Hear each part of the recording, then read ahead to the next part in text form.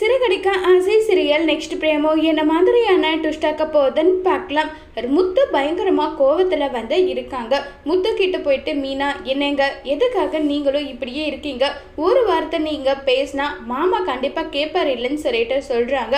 உடனே முத்துவும் போயிட்டு அப்பா இவ்வளோ நாள் ஏதோ ஒரு கோவத்தில் இருந்துட்டீங்க, விட்டுருங்கப்பா, மறுபடியும் இப்படி இருக்கிறதுனால அம்மாவுடைய மனசு என்ன மாறிட போகுதான்னு சொல்லிட்டெல்லாம் கேட்டுட்டு இருக்காங்க.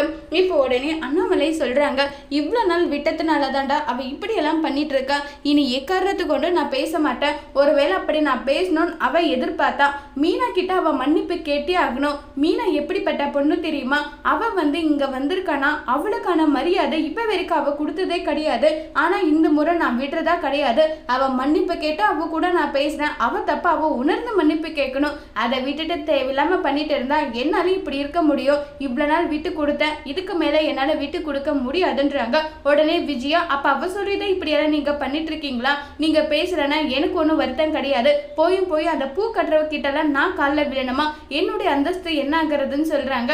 அதுவே ரோகிணி கிட்டியா ஸ்ருதி கிட்ட மன்னிப்பு கேட்க சொல்றீங்களா, தாராளமா கேட்கிறேன், ஏன்னா அவங்க எல்லாம் பணக்காரங்க, அவங்க கிட்ட எல்லாம் உனக்கான வரவு இருக்கு. மீனப்ப அப்படியா, இங்க பார் உன்னுடைய கடைசி காலத்துல அவங்களாச்சு கஞ்சி ஊத்த மாட்டாங்க, ஆனா மீன் அப்படி கிடையாதுன்னு சொல்லிட்டு அண்ணாமலை பயங்கர கோவப்படுறாங்க. அதோட இந்த பிரமவை முடிச்சிரு.